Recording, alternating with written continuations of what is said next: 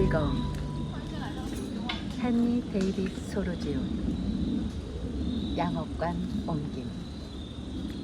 출판사 에이지 21.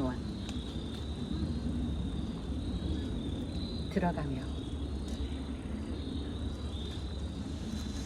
고독은 우리에게 많은 것을 가르쳐 줍니다. 혼자 있는 시간은 자신을 성찰하고 인생의 깊이를 더하는데 최적의 시간입니다. 헨리 데이비스 소로는 이러한 고독을 무엇보다 소중히 생각하여 홀로 숲속에서 자급자족의 생활을 시작했습니다. 1817년 소로는 미국 북동부 매사추세츠주의 콩고드에서 태어났습니다. 그곳은 언덕과 호수, 강과 숲이 있는 자연 환경이 뛰어난 지역으로 사색 활동의 중심이었습니다. 소로는 자연을 사랑하고 간소하게 살며 자연주의자로서의 삶을 살았습니다. 소로는 소유하지 않는 사람이 행복해진다는 것,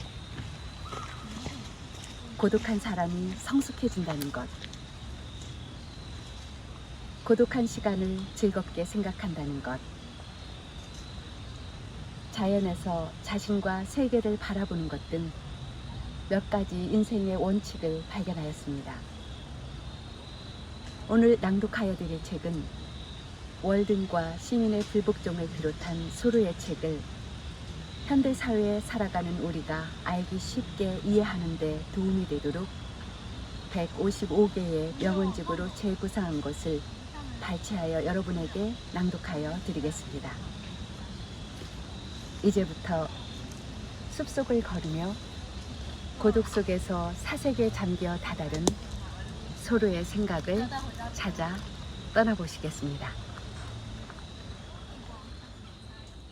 자, 이제 그럼 파트 1 고독, 세상에서 가장 큰 사치라는 주제를 발췌하여 낭독해드릴 한희정 선생님을 소개합니다.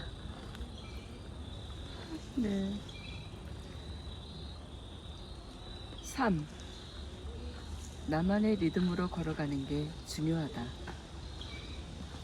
남의 발걸음에 맞추다 보니 늘 걸려 넘어지지 않느냐.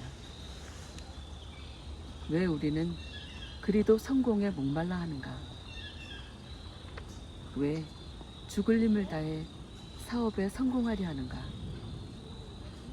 천천히 리듬을 타더라도 저 멀리에서 아련히 들린다 해도 자신의 귀에 즐거운 음악에 맞춰 걸으면 된다. 사과나무나 호두나무처럼 서둘러 어른이 되는 것이 중요하지 않다. 아직 봄인데 서둘러 여름으로 가려 하지 말자. 43. 모든 일이 생각한 대로 흘러가지만은 않는다. 그렇지만 내가 가야 할 곳이 있으니 흔들림은 없다.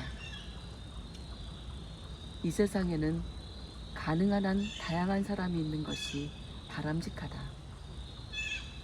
다만 그 사람들이 아버지나 어머니나 이웃의 길이 아니라 자신의 길을 찾아 살아가기를 바란다.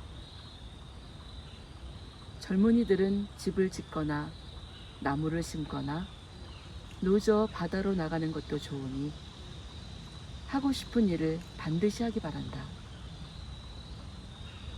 뱃사람이나 도망친 노예가 북극성을 길잡이로 삼듯이 우리도 극히 한정적인 목표를 가질 때만 현명하게 살아갈 수 있다. 그러나 그것은 인생의 모든 것에 대해 충분한 지침이 될 수 있다. 계획한 대로 항구에 이르지 못할 수도 있지만 올바른 항로에서 벗어나는 일은 없다.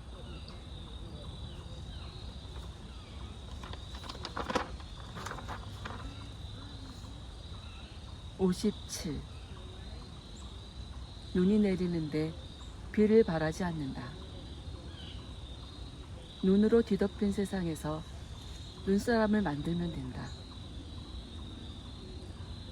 나는 가장 강하고 정당하게 흥미를 끌어당기는 것을 음미하고 결정한 후 그 방향으로 나아가고 싶다. 저울자루에 매달려 눈금을 내리려 하지 않고 상황을 마음대로 규정하지 않으며 있는 그대로 받아들이고 싶다. 내가 갈 수 있는 유일한 길, 어떤 권력도 저지할 수 없는 길을 가고 싶다. 튼튼한 기초를 세우기 전에 아치를 세워서는 만족스러운 결과를 얻을 수 없다.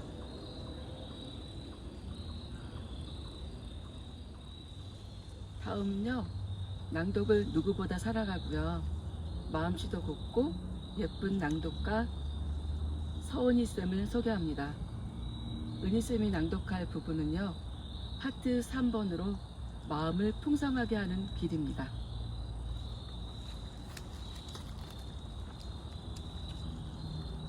(71) 생활 속에서 잠깐의 여유를 만들자.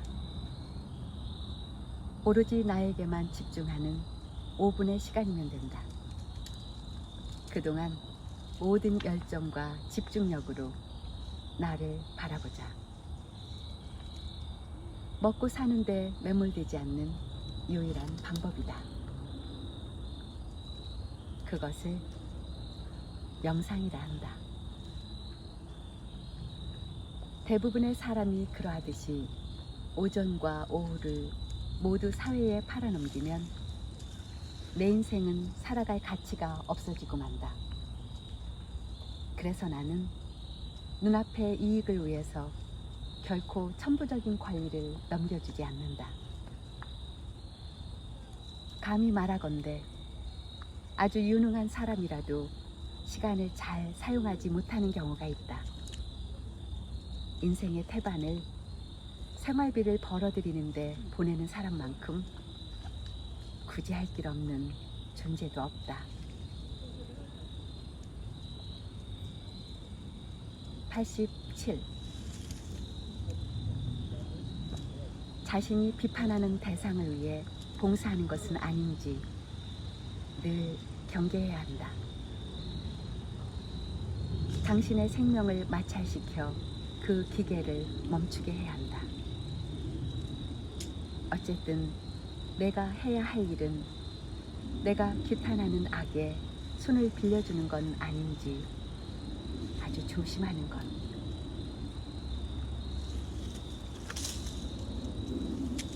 95. 무슨 일을 하든 생활 속의 여백을 가득 마련해두고 싶다. 머리를 쓰는 일이건 손을 쓰는 일이건 어떤 일을 위해서건 지금이라는 소중한 가치를 희생해서는 안 된다는 것을 나는 몇 번이고 마음에 새긴다. 생활의 여백을 가득 두고 싶다.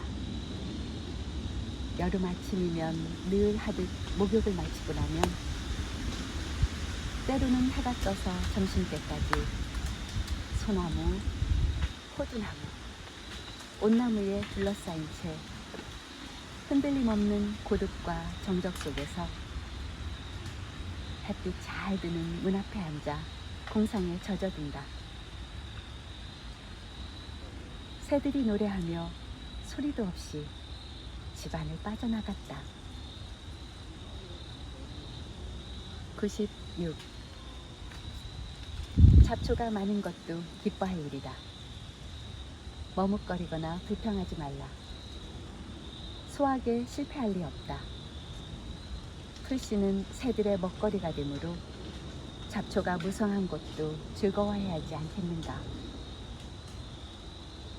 밭에서 거두어들이는 작물이 농부의 창고를 가득 채울 수 있는가는 그리 문제가 되지 않는다. 올해 숲속에서 도토리가 많이 열릴 것인지 다람쥐가 걱정하지 않듯 참다운 농부는 쓸데없이 머뭇거리지 않고 오늘의 노동에 충실할 것이다.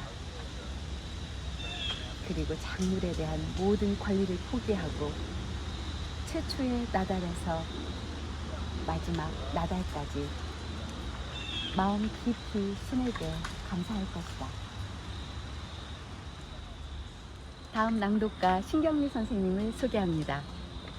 누구보다 자신의 삶에 성실하고 낭독 사랑을 자신의 몸같이 사랑하며 그 사랑을 이웃에게 나누는 기쁨을 실천하고 낭독으로 몸과 마음을 만나는 시간을 무엇보다 깊이 즐기시는 분이십니다. 낭독하여 드릴 부분은 파트 4 자연을 사랑하는 기쁨을 낭독하여 드리겠습니다.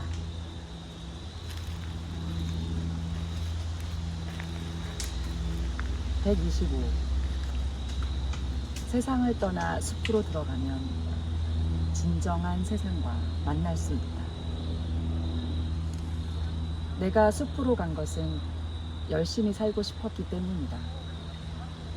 인생의 본질을 마주하면서 그 생활의 가르침을 스스로 배울 수 있는지를 확인하고 싶었기 때문이다. 나아가 죽을 때가 되어 헛된 삶을 살았구나 하고 깨닫고 싶지 않았기 때문이다. 삶이라 할 수 없는 그런 인생을 살고 싶지 않았다. 살아간다는 것은 이렇게나 소중한 것이므로, 그리고 도저히 어쩔 수 없는 경우가 아니라면 체념하고 싶지 않았다.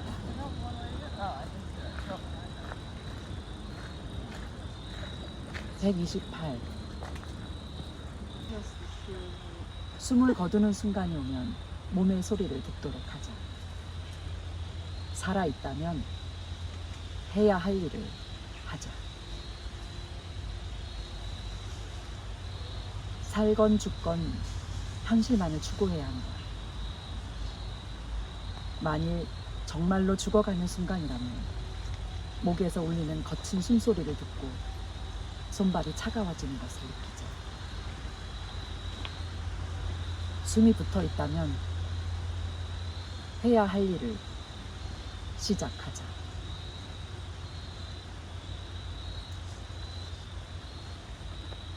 (138) 장작은 2번 내 몸을 덮인다. 이보다 더 효율 높은 연료가 있을까? 누구든 자신만의 장작더미를 보면 애착심이 생긴다. 나는 창 앞에 장작을 즐겨 쌓아둔다. 장작더미가 높으면 높을수록 일에 대해 즐겁게 떠올릴 수 있다. 집에는 누구 것인지 모를 도끼 한 자루가 있어서 겨울날에는 콩밭에서 파는 그루터기를 그 도끼로 쪼갠다.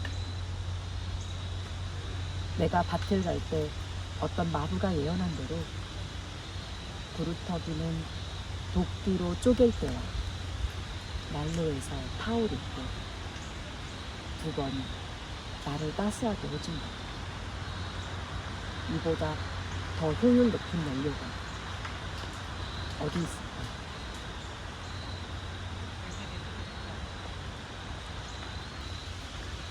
(142) 봄이 오는 길목에서 무슨 일이 벌어지는지 숲은 바라볼 기회를 준다.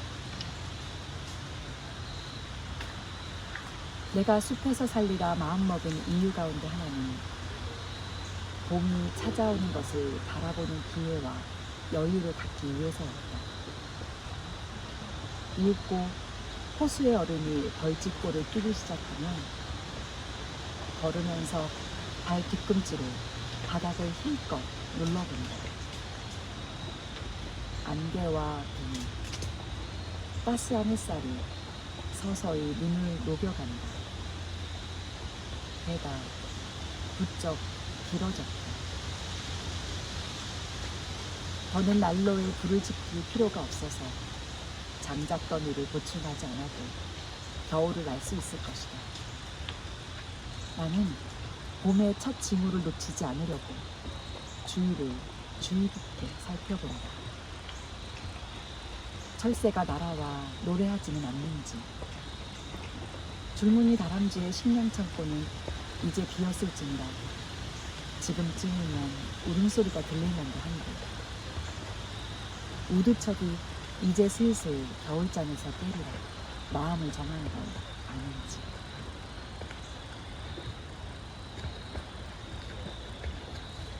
(154) 자연과 하나가 될 때 나는 서정 시인이며 인생을 달관한 현자다. 오늘은 기분 좋은 밤이다. 온몸이 하나의 감각이 되어 모든 털구멍에서 기쁨이 솟구친다. 나는 자연 속에서 자연의 일부가 되어 신비로운 자유를 맛보며 걷는다. 으스스하게 흐린 날, 세찬 바람을 맞으며 셔츠 차림으로 호숫가 자갈길을 건너라니 딱히 어떤 새로운 깨달음이 일어나는 것도 아닌데, 자연을 구성하는 모든 것이 그 어느 때보다 나와 조화를 이룬다는 느낌에 사로잡힌다. 황소개구리가 밤을 예감하며 울어대고 잔물결을 일으키며 불어가는 바람을 타고 쏙독새의 지저귀는 건너편에서 들려온다. 바람에 흔들리는 오리나무와 포플러 이파리가 애처로워 숨이 막힐 것 같다.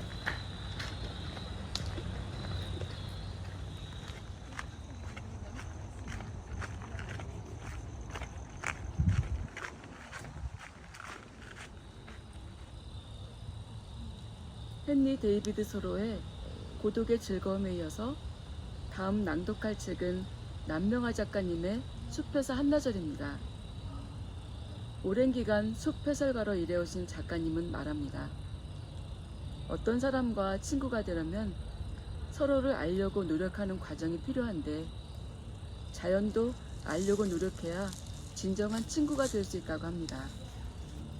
또 숲을 들여다보는 힘을 기르면 세상을 보는 눈과 마음, 그리고 행동이 바뀌는 경험을 하게 된다고 합니다. 삶이 외롭고 고독할 때 우울하고 지치는 모든 순간에 숲으로 향하라고 권합니다.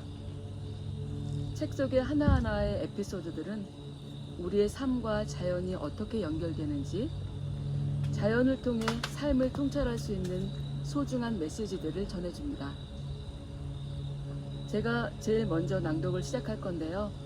제가 발췌한 글은 예쁘지 않아도 나도 꽃이야입니다. 풍매화. 제목부터 마음에 들지 않으십니까?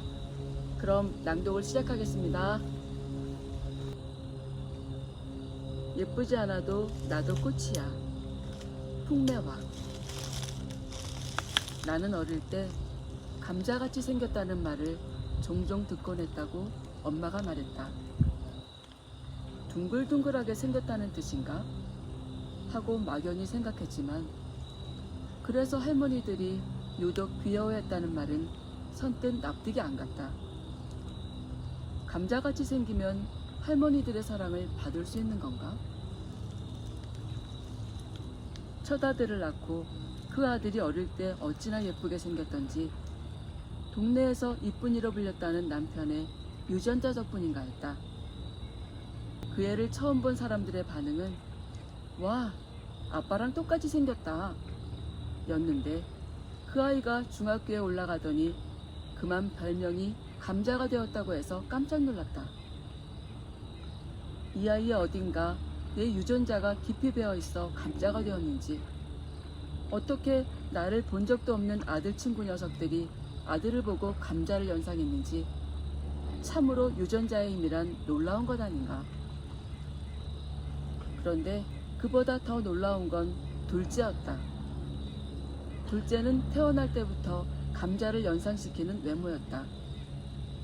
잘 삶아서 톡톡 냄비째 뒤흔들면 감자에 분이 생긴다. 그리고 모양이 두리뭉실해진다. 우리 둘째가 딱 그 양상이었다. 피부는 뽀얗게 포실포실하고 생긴 게 눈, 코, 입 어디 한 군데 똑 부러지는 데가 없이 두리뭉실한 게 한마디로 웃기게 생겼는데 귀엽다. 아, 이게 감자같이 생긴 거구나. 나도 몰랐던 어릴 적 내 모습을 둘째에게서 보며 유전자의 힘을 다시 한번 확인하는 순간이었다. 그런데 이 녀석 아무래도 이상하다. 우리 집에 옆으로 찢어진 작은 눈, 목 짧고 다리 짧은 사람은 없는데, 아, 내 새끼 맞아? 그런데 우리 집 못생긴 놈이라고 맨날 놀려먹던 둘째가 어느 날 형을 닮아가기 시작했다. 희한하다. 그렇게 작던 눈과 짧던 목이 커지고 길어지며 환골탈태를 한 것이다. 많은 사람이 다른 사람을 볼 때 제일 먼저 시각에 의존해 그 사람을 판단하곤 한다. 물론 첫인상이 중요하다는 말도 일리가 있겠으나 무수히 스쳐 지나가는 만남들에서 겨우 몇 초 만에 나라는 사람이 누군가의 시각에 의해 어떤 사람으로 판단되고 그야 합당한 대우를 받는 것은 얼마나 가당찮고도 불공정한 일인가. 꽃들도 마찬가지다. 색깔이 화려하고 아름다운 꽃들은 사람들의 시선을 사로잡고 무한한 사랑을 받는다. 하지만 피어나 단 한 번도 사람들의 시선을 받지 못하는 꽃들도 너무나 많다. 심지어 그것이 꽃인 줄도 모르고 태어나 대접 한 번 못 받는 꽃들도 있다. 이들은 수분을 위해 벌이나 나비 등 곤충의 도움이 아니라 바람의 도움을 받는다. 바람이 꽃의 얼굴을 가려가며 불겠나. 그러니 바람의 도움으로 날아가 수분을 하는 풍묘아들은 얼굴이 굳이 예쁠 필요가 없다. 소나무나 잣나무, 개암나무, 참나무, 밤나무, 은행나무, 옥수수, 벼, 보리 같은 식물들이 바람의 도움을 받아 수분하는 풍묘아들이다. 어디 하나 예쁠 것 없는 풍묘아. 하지만 그 식물들에게는 너무도 귀한 꽃이다. 그들 역시 다음 세대를 위해 튼실한 종자를 남긴다. 그뿐인가? 풍묘아인 참나무의 도토리나 개암의 열매는 만인의 사랑을 받고 있으며 벼는 우리 민족에게 없어서는 안 될 쌀이 된다. 그러니 어찌 꽃의 예쁨과 안 예쁨으로 가치를 매기겠는가. 어디 하나 모자람이 없는 꽃들이 아닌가 말이다. 이쁘거나 못생겼거나 몸매가 이쁘거나 말거나 외양은 내 삶의 본질과 아무런 상관이 없다. 그런데도 상당수의 사람들이 일반적인 미의 기준을 따르느라 할 일 없는 노력을 하며 남들이 좋아 보인다고 하는 삶의 대열에 끼기 위해 다른 사람들이 인정하는 좋은 것들로 자신의 삶을 채우고 싶어 한다. 나는 남들과 다르다. 얼굴도 몸매도 성격도 가치관도 다르다. 그런데 왜 다른 사람과 나를 끊임없이 비교하며 행복을 저울질하는 걸까? 물론 다른 사람들의 가치 판단의 잣대를 완전히 무시하고 살 수는 없다. 하지만 풍매아가 굳이 예뻐야 할 필요가 없는 것처럼 내게 하등의 필요나 가치가 없는 것들이라면 굳이 사람들의 기준에 나를 맞추기 위해 쓸데없는 노력을 할 필요가 있을까? 내게 하나도 필요치 않은 것을 위해 나는 무엇을 내어주고 있는지 생각해 볼 일이다. 풍매아는 있는 모습 그대로 제자리에서 열심히 꽃 피우고 알찬 결실을 맺고 그 결실을 퍼뜨리며 자신의 삶을 충만하게 누리고 있다. 그처럼 나도 내 삶의 소중한 가치에 집중하며 나를 충만하게 하고 나를 행복하게 하는 것들로 일상을 채워가야겠다. 오늘 창창한 자신의 한때를 누리고 있는 예쁠 것도 없는 풍매하여 튼실한 꽃이 더없이 미덥다. 너다울 때가 제일 아름다워. 단풍. 나답다는 것은 자연처럼 가장 편안한 상태라는 뜻이다. 우리가 어느 때라도 가장 나다울 수 있다면 절로 멋이 풍기고 나다운 판단을 하며 지혜로울 수 있으리라. 그러나 언제나 남들의 시선이 잣대가 우리의 발목을 잡는다. 나는 이게 가장 좋아 보이는데 남들은 바보 같은 선택이라고 하고, 나는 이 길로 가고 싶은데 저 길이 더 빠르다고 하고, 나는 이걸 할 때 가장 행복한데 쓸데없는 짓이라고 말하는 세상의 시선에서 자유로울 수 있다면 좀 더 편안하고 자연스러워지고 지혜롭게 나의 길을 의연히 갈 수도 있을 텐데, 그렇게 되기까지 수많은 아픔과 시련을 견디고 단단해져가며 이제 좀 나다워져 가나 싶으면 이미 나이 들어 버리는 것.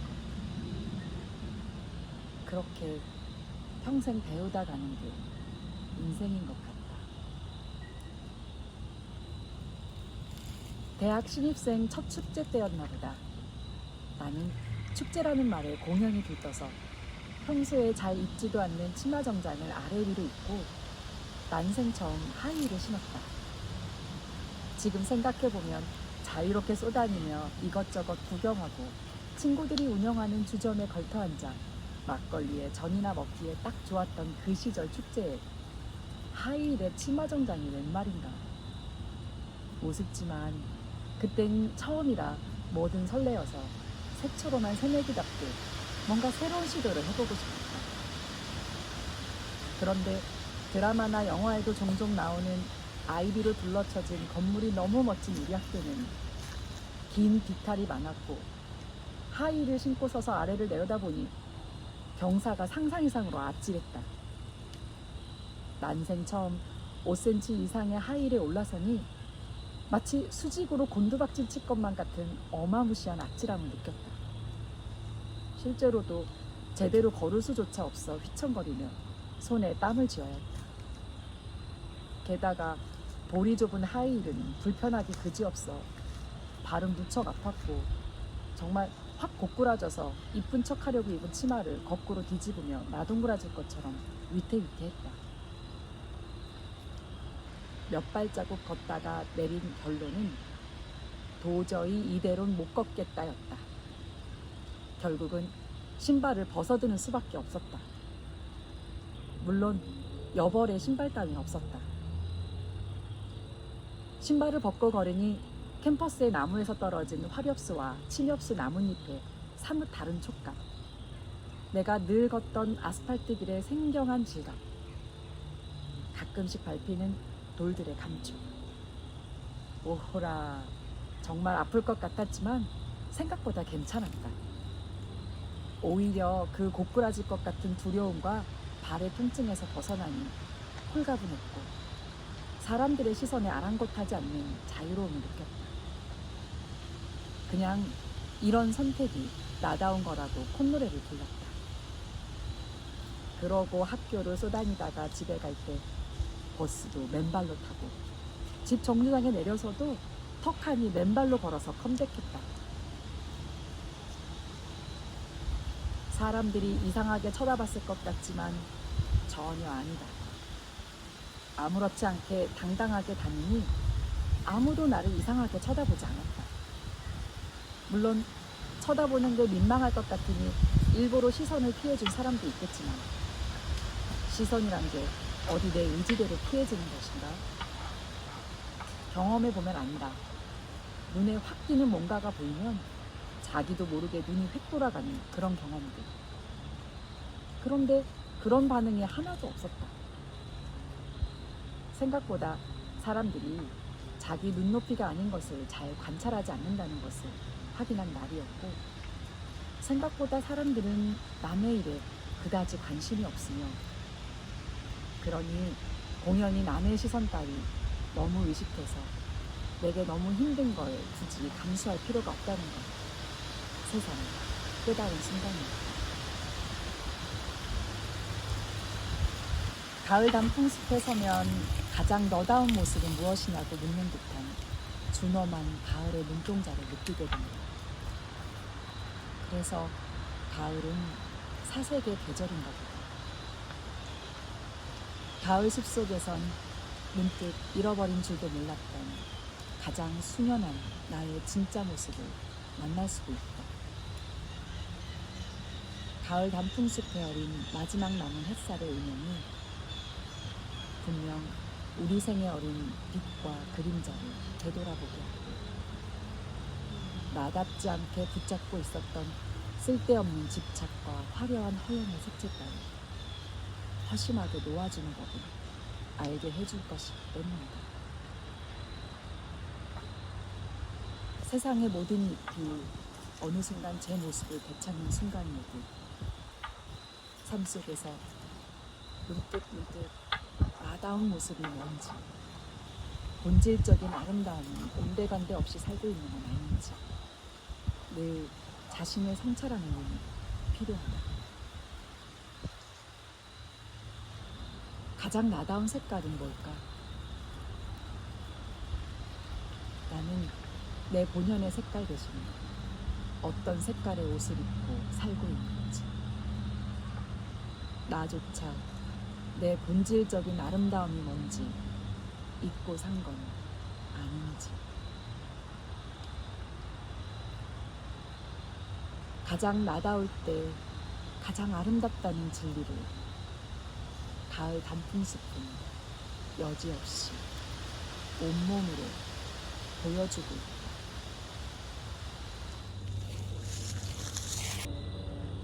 넌 수많은 별을 품고 있는 우주야.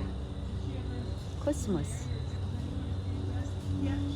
그리스어로 코스모스는 질서를 뜻하는 말로 하우스, 즉 무질서, 혼돈과 대비되는 말이다. 우리가 알고 있는 코스모스 꽃은 이렇게 질서와 조화를 갖는 우주 또는 세계란 뜻을 품고 있다. 가을에 하늘거리는 코스모스 꽃을 보며 어찌하여 이 가녀린 꽃에 우주라는 거창한 이름이 붙었을까? 문득 궁금해진다. 자연 앞에 서면 모든 게 궁금하다. 알아갈수록 미처 알지 못했던 누군가의 아름다운 내면의 진실을 알게 되는 것처럼 감동과 기쁨이 교차된다. 그건 자연과 친구가 된 사람들만이 누릴 수 있는 가장 큰 특권이다. 코스모스의 의미를 찾다 보니 놀랍게도 이 꽃은 신이 맨 처음 창조하신 꽃이란 이야기도 있다. 신이 맨 처음 만든 꽃? 질서와 조화를 가진 우주 코스모스라니. 도대체 얼마나 대단한 질서가 이 코스모스 안에 들었을까? 코스모스 속에서 우주를 보고 싶어 꽃잎부터 줄기, 잎까지 꼼꼼히 살펴보다 속이 궁금해 루페로 자세히 들여다보았다. 이럴 수가. 거기에 진짜 우주가 펼쳐져 있는 게 아닌가. 꽃속이 온통 총총 별이 떠 있는 별무리들이다. 세상에, 너 진짜 별에 가득 품고 있는 우주였구나. 너무 놀랍고 즐거운 발견이다. 이 가녀린 꽃 한 송이에 이렇게나 많은 별이 떠 있다니. 겉으로 보이는 붉고 흰 꽃잎들만 혀를 내민 모양이라 설상화라 불리는데 씨앗을 맺지 못하는 무성화다. 안쪽 둥근 황색의 작은 꽃무리가 통상화라 불리는 씨앗을 맺는 양성화 꽃인데 자세히 들여다보면 다 별무리들이다. 모든 국화과 꽃이 다 그러하듯 진짜 꽃은 바깥쪽 설상화가 아니라 안쪽 통상화인 것이다. 그렇다면 한 송이로 보이는 코스모스 꽃은 셀 수 없는 꽃무더기가 모여있는 셈이다. 대체 몇 송이일까? 숲길을 가다 코스모스를 보면 한번 세어봐도 좋겠다. 이 어마어마한 꽃무리들을. 이것은 말할 것도 없이 꽃의 번식 전략이다. 아주 작은 꽃들이 둥글게 모여 있어서 곤충들이 한꺼번에 수분해주기 좋은 구조요. 바깥쪽 설상화가 색깔이 선명하니 곤충을 불러들이기에 딱 좋기 때문이다. 이 통상화는 아직 피어나지 않는 꽃 몽우리도 정확히 별 모양이고 활짝 피어난 모양새 또한 정확히 별 모양이며 갈색 수수루에 얹혀있는 암술 또한 별 모양이다. 갓 피어난 코스모스 꽃 한 송이를 들고 속을 유심히 확대경으로 보거나 휴대폰으로 확대해서 사진을 찍어보면 수많은 별들이 총총 떠있는 황홀한 우주를 볼 수 있다. 게다가 이 꽃 봉우리들은 바깥쪽부터 아주 질서 있게 조화롭게 차례차례 핀다. 역시 꽃이 갓 피어났을 때가 정말 완벽한 별 모양인데 모든 통상화가 별 몽우리일 때 딱 만나 사진을 찍을 확률은 얼마나 될까? 정확한 별 모양의 코스모스를 만나는 것은 정말 신의 걸작을 너무나 운 좋게 만나는 것임에 틀림없다. 눈을 뗄 수가 없는 코스모스의 별무리들을 처음 본 날의 기쁨은 아직도 생생히 남아 다른 자연들도 더 자세히 오래 들여다볼 수 있는 힘을 준다. 알면 알수록 자연은 너무 신비롭다. 사람 중심으로만 돌아가는 세상은 마냥 아름답지도 않고 늘 황홀한 꿈만 꿀 수도 없다. 하지만 이렇게도 사랑스러운 이야기를 품고 있는 자연과 친구가 되고 나면 이제껏 이 많은 아름다움을 어떻게 하나도 눈치채지 못하고 살았는지 믿을 수 없을 만큼 세상이 온통 아름다운 것들로 꽉 찬다. 충만함이란 감정이 처음으로 영혼 가운데 자리 잡는 순간이 온다. 그러니 사람만 이 세상에 살고 있는 듯 힘들고 지칠 때 사람들에게서만 위로받을 수 있다고 생각하는 이들이 안타깝다. 우리에겐 매일 별다를 게 없는 것 같은 하루하루지만 변화무쌍한 자연은 하루도 똑같은 날이 없다. 그 신비하고 아름다운 변화는 우리에게 어린아이와 같은 호기심을 되찾게 하고 지쳐있던 몸과 마음에 생기를 불어넣는다. 숲 체험을 이끌면서 사람들에게 코스모스를 자세히 들여다보라고 하면 감탄을 금치 못한다. 꽃 속에 얼굴을 묻고 와, 진짜 별이다 하고 꽃 속의 별을 본 기쁨에 탄성을 지른다. 어찌하니 기쁠 소냐. 우리는 신이 만든 우주 속에 별을 보고 있다. 신은 놀라운 아름다움을 이 꽃 한 송이에 숨겨놓으셨다. 세상의 모든 창조물이 다 그러하다. 자세히 들여다보면 아름답지 않은 것이 하나도 없다. 우리도 그러하다. 믿는 신이 누구든 우리는 그 신이 가장 공들여 만든 작품이 아닌가. 우리는 그저 한 송이 꽃에 지나지 않지만 온 우주를 담고 있다.